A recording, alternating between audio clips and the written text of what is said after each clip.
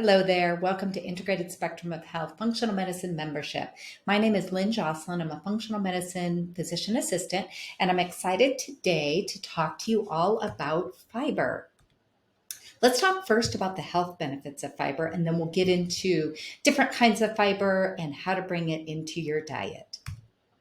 So fiber supports weight loss, controls blood sugar, lowers cholesterol, boosts brain power, supercharges our gut flora, reduces digestive distress, fights inflammation, protects against cancer, lowers blood pressure, and keeps you regular. Now, I don't know of one other specific macronutrient or even micronutrient that does all of these things. And so there's so many things that I love about health and ways we can improve our health, but fiber's one of the things very high on the priority list.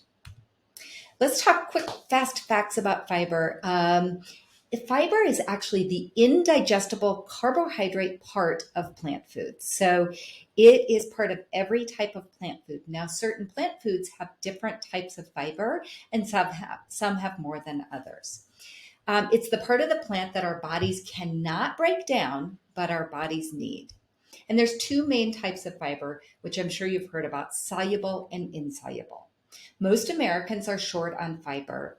Even I find that people that are super conscious of their diet oftentimes can improve on their fiber intake. The goal is actually 20 to 38 grams a day. Now, if you went from 15 grams of fiber to 38 grams of fiber within 24, 48 hours, you would not be happy with me. It would cause probably significant constipation. So we want you to slowly increase 3 to 5 grams a day until you get to that optimal level. But the slow uptick is well worth the work and wait. So we're going to talk about now why fiber is so good, why it does all those wonderful things that I just went through. And in order to do that, we really need to look into the digestive system. And this is our digestive system, basically starting, we're missing the top part. Digestion actually starts when we see food, then smell food, then the stimulation of saliva in the mouth. And then, as we can see here, moves into the esophagus, the stomach, the small intestine, large intestine. So how fiber works. Let's talk about soluble and insoluble fiber. Soluble fiber is the type of fiber that attracts or pulls water in. And this actually, remember, we can't digest the fiber. So what the fiber substance does, it's in the large intestine and it pulls the water in, so it slows the digestion so that this gel-like substance is moving slower through the digestive tract. It helps you to feel fuller longer, and it's a source of prebiotics, which we're going to talk about in more detail here in just a few slides. Insoluble fiber is the type of fiber that adds bulk to your stool, and it helps the stool pass easier and remains mostly intact. So in order to talk about how that insoluble and soluble fiber works and why it's so good, we can't not talk about the gut microbiome. So if you're here and if you've heard me talk, or any other person that talks about health and lifestyle, you've heard about the gut microbiome. The gut microbiome is all the living organisms that make up our gut lining. Now, this is a very young science, meaning we, the collective health and research sectors, are just learning about our gut microbiome. But we do know little things. And one of the things is we know trillions of microbes live in each of us. We have a gut microbiome, we have a lung microbiome, you have a nasal pharynx microbiome, a skin microbiome. All it means is the microbes that make up the biome, the environment of those certain organs. Thousands of different species. This is a unique mix to every single individual out there. And this actually starts when you're in the womb.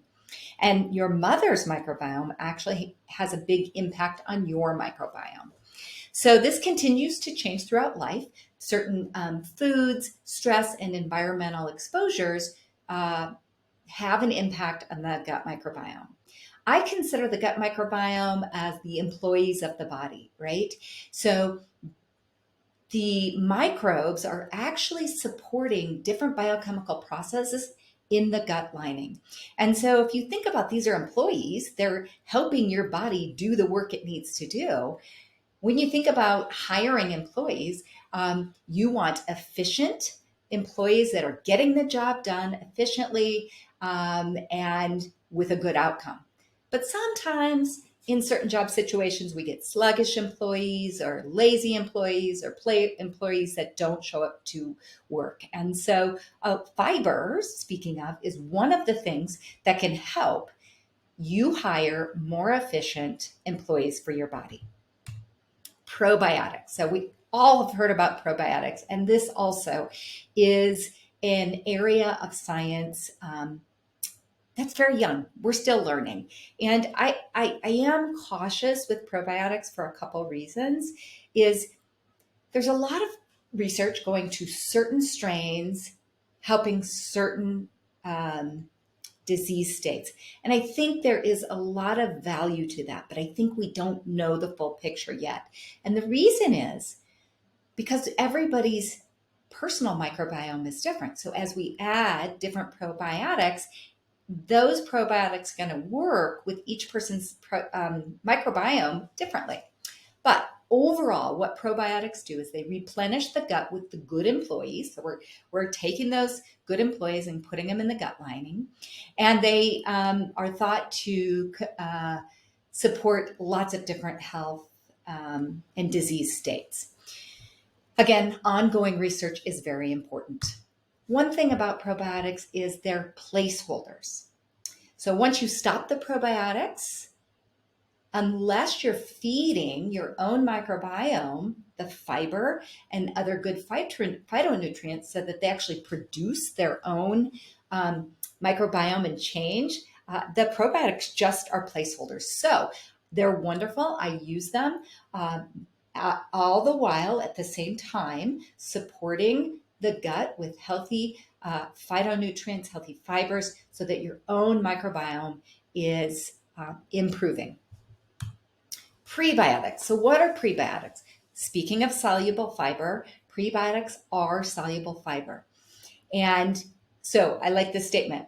All prebiotics are fiber, but not all fiber is prebiotic, right? And partly because we talked about soluble and insoluble fibers.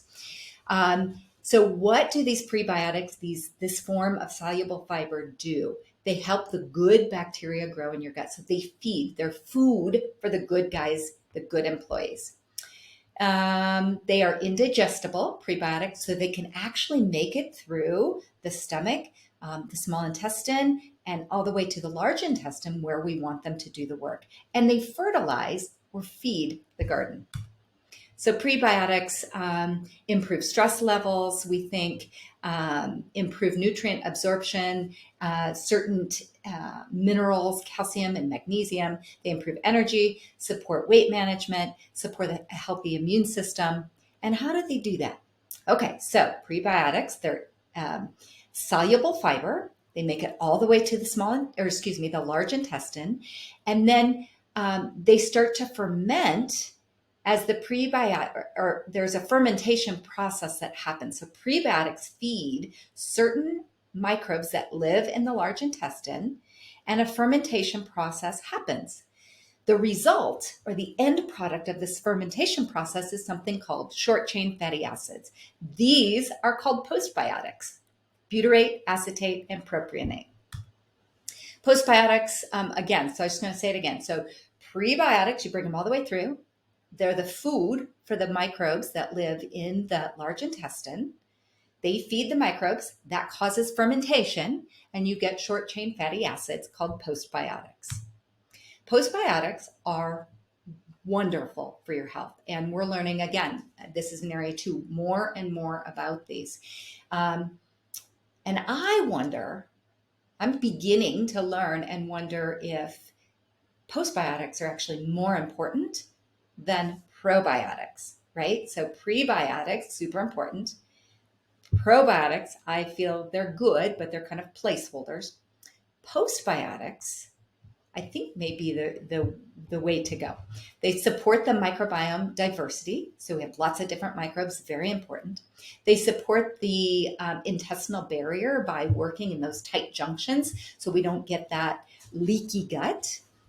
They support colonic T regulatory cell activity. T regulatory cells are really important for our immune system to find that balance of showing up when it needs to, but not staying on too long. So T regulatory, they regulate the immune system to do what it needs to do in a balanced way. Let's see, support energy metabolism, and they support NF-kappa B signaling and cytokine production with good health.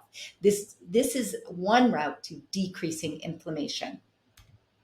So it's the magic intelligence of the human body. Here we go. Eat a diet rich in prebiotics, the soluble fiber.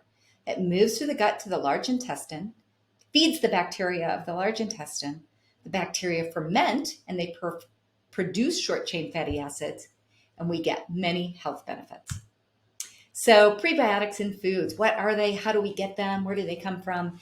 Fructans, including inulin and fructooligosaccharides. Okay, these are big words over here on the left. Let's go over here and look at what foods help us. Jerusalem artichokes, leeks, asparagus, certain berries, mushrooms, garlic, onion, certain citrus, dandelion greens, sweet potatoes. So you can take a look here, and these things all help. They're the gut fertilizer. You can also get powder forms of these. You will notice some probiotic preparations will have prebiotics with them. Some of the functional foods, if you're working with me, we've probably used some functional foods. They will often have some prebiotics in them. So just a quick overview, we have soluble fiber that slows the movement through the intestinal tract. Insoluble fiber that helps you go and alleviates constipation. You can look at the different kinds of soluble versus insoluble. You need both. Health benefits, again, let's just go through these. Supports weight loss, controls blood sugar, lowers cholesterol, boosts brain power, supercharges gut flora, reduces digestive disease, fights inflammation, protects against cancer, lowers blood pressure, and keeps you regular. So tips, how do we increase our fiber? Eat fruits instead of drinking fruit juices because the skin on many fruits and produce will increase your fiber. Replace white rice, bread, pasta with brown rice and whole grains. Choose cereals that have whole grain as their first ingredients. Snack on raw vegetables instead of chips, crackers, and chocolate bars. Substitute beans or legumes for meat 2 to 3 times a week or in chilies. Eat the food intact, food that is food. Leave the skin on to add that insoluble fiber. And remember, if you're going to increase your fiber, go slow, okay? Increase your fiber 5 grams every 2 to 3 days to get to that goal of about 30 grams a day.